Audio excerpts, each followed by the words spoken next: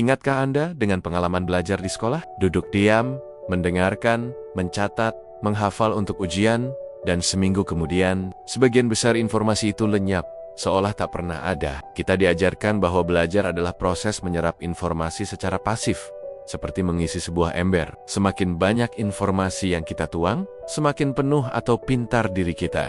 Selama 12 tahun, kita dilatih dalam sistem ini. Lalu kita lulus dan masuk ke dunia nyata, sebuah dunia yang dibanjiri oleh informasi. Dengan satu ketukan jari, kita bisa mengakses seluruh perpustakaan dunia. Namun, ironisnya, kita masih mencoba menampung tsunami informasi ini dengan metode ember bocor yang kita warisi dari sekolah. Kita menonton video edukasi berjam-jam, membaca puluhan artikel, mendengarkan ratusan podcast, tapi hidup kita tidak berubah. Kita merasa tahu banyak hal, tapi tidak bisa melakukan satu hal pun dengan benar. Ilmu itu hanya numpang lewat. Mengapa ini terjadi?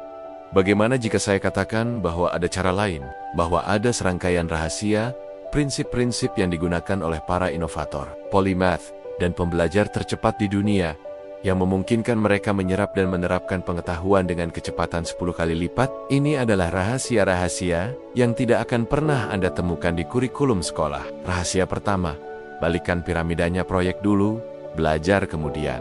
Di sekolah, kita diajarkan untuk memanjat piramida belajar dari bawah. Habiskan waktu berbulan-bulan, bahkan bertahun-tahun, untuk mempelajari semua teori dasarnya terlebih dahulu. Baru setelah fondasi teori itu dianggap kokoh, kita mungkin diizinkan untuk melakukan satu proyek kecil di akhir. Ini adalah pendekatan berjaga-jaga, belajar semua hal untuk berjaga-jaga, jika suatu saat nanti dibutuhkan. Hasilnya, otak kita bosan, kewalahan dan melupakan 90% dari teori yang tidak relevan itu. Para pembelajar 10 kali membalik piramida itu.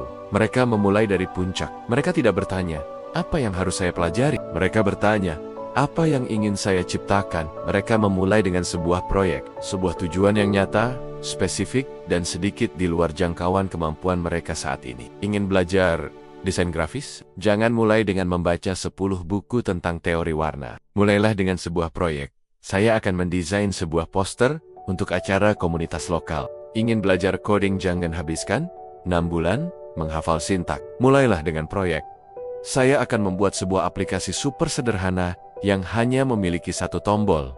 Pendekatan ini secara ajaib mengubah segalanya. Tiba-tiba, belajar tidak lagi terasa seperti tugas, melainkan seperti sebuah perburuan harta karun. Otak Anda sekarang memiliki sebuah filter yang sangat kuat. Ia tidak lagi mencoba menyerap semua informasi di luar sana. Ia hanya akan berburu dan melahap informasi yang relevan dan dibutuhkan saat ini juga untuk menyelesaikan proyek tersebut. Belajar menjadi terarah, efisien, dan didorong oleh kebutuhan nyata. Anda berhenti menjadi kolektor informasi yang pasif dan mulai menjadi pemecah masalah yang aktif.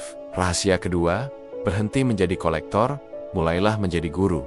Di sekolah, tujuan akhir dari belajar adalah lulus ujian. Anda belajar untuk menjawab pertanyaan yang akan diberikan oleh orang lain. Ini melatih otak Anda untuk menjadi mesin pencari jawaban yang pasif. Para pembelajar 10 kali memiliki tujuan yang berbeda. Mereka belajar dengan niat untuk mengajarkannya kepada orang lain. Ini adalah sebuah pergeseran mental yang sederhana, namun sangat mendalam, yang dikenal sebagai protoje effect. Saat Anda tahu bahwa Anda harus menjelaskan sebuah konsep kepada orang lain, otak Anda secara otomatis memproses informasi pada tingkat yang jauh lebih dalam. Ia tidak lagi sekadar mencoba mengingat, tapi ia mencoba untuk memahami. Anda tidak perlu menunggu untuk menjadi seorang ahli untuk mulai mengajar. Setelah Anda mempelajari sesuatu, cobalah jelaskan konsep itu kepada teman, pasangan, atau bahkan pada diri Anda sendiri di depan cermin. Gunakan analogi, sederhanakan istilah-istilah yang rumit. Inilah inti dari Feynman Teknik. Jika Anda tidak bisa menjelaskan sesuatu dengan bahasa yang sederhana, berarti Anda belum benar-benar memahaminya. Proses mengajar ini akan secara brutal memperlihatkan di mana letak lubang-lubang dalam pemahaman Anda, dan memaksa Anda untuk kembali belajar, kali ini dengan fokus yang lebih tajam. Rahasia ketiga, belajar bukanlah maraton, melainkan serangkaian sprint terstruktur. Model sekolah mengajarkan kita tentang sesi belajar yang panjang dan melelahkan, seringkali didorong oleh kepanikan mendekati ujian. Sistem kebut semalam, kita berpikir bahwa semakin lama kita duduk di depan buku, semakin banyak yang kita pelajari. Ini adalah sebuah kekeliruan besar. Otak kita tidak dirancang untuk fokus secara intens selama berjam-jam tanpa henti. Para pembelajar 10 kali memperlakukan belajar seperti seorang atlet profesional. Mereka tidak berlari maraton setiap hari. Mereka melakukan serangkaian sprint yang terfokus, diselingi dengan istirahat dan pemulihan yang aktif. Cobalah struktur harian ini. Mulailah hari Anda dengan 6090 menit, sesi kerja deep work pada proyek Anda. Di sesi ini, fokuslah pada eksekusi, pada menciptakan sesuatu. Setelah itu, ambil jeda. Kemudian, masuk ke sesi belajar terfokus selama 3060 menit, di mana Anda secara spesifik mencari jawaban atas masalah yang Anda temui saat mengerjakan proyek. Dan yang terpenting, setelah sesi belajar itu, lakukan aktivitas fisik ringan selama 30 menit, seperti berjalan kaki. Mengapa berjalan kaki? Sotbergelen.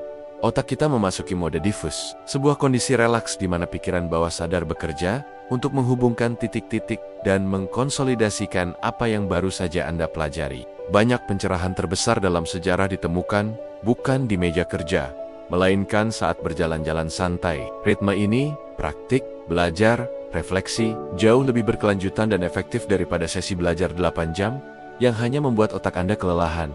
Rahasia keempat, ciptakan gema informasi di pikiranmu. Di sekolah, setelah ujian selesai, informasi yang telah kita hafal mati-matian seolah diizinkan untuk dilupakan. Ia adalah pengetahuan sekali pakai. Ini adalah pemborosan energi kognitif yang luar biasa. Para pembelajar 10 kali tahu bahwa belajar hanyalah setengah dari pertempuran. Setengah lainnya adalah memastikan informasi itu mengunci di memori jangka panjang. Caranya adalah dengan menciptakan gema dari informasi tersebut. Setelah Anda mempelajari sesuatu, jangan langsung beralih ke hal lain. Proses ulang informasi itu. Cara termudah adalah dengan menulis. Buat ringkasan singkat dengan kata-kata Anda sendiri. Apa satu ide paling penting yang Anda dapatkan? Bagaimana ini bisa diterapkan dalam hidup Anda? Proses menulis ini memaksa otak Anda untuk mengunjungi kembali jalur saraf yang baru terbentuk dan menebalkannya. Cara kedua untuk menciptakan gema adalah dengan berbagi. Bagikan apa yang Anda pelajari di media sosial, bukan untuk pamer, tapi sebagai bentuk jurnal belajar publik. Buat sebuah thread di X, tulis sebuah unggahan singkat di Instagram, atau rekam sebuah video pendek. Saat Anda berbagi, Anda secara otomatis melakukan protoge effect dan Feynman teknik dalam skala yang lebih luas. Setiap kali Anda menulis atau berbicara tentang apa yang Anda pelajari, Anda sedang memperkuat gema informasi itu di dalam kepala Anda, membuatnya semakin sulit untuk dilupakan. Jadi, inilah rahasianya. Jalan untuk belajar 10 kali lebih cepat bukanlah tentang memiliki otak super atau membaca dengan kecepatan cahaya. Ini tentang memiliki sistem yang lebih cerdas. Ini adalah tentang pergeseran fundamental dari seorang murid yang pasif menjadi seorang pencipta yang aktif.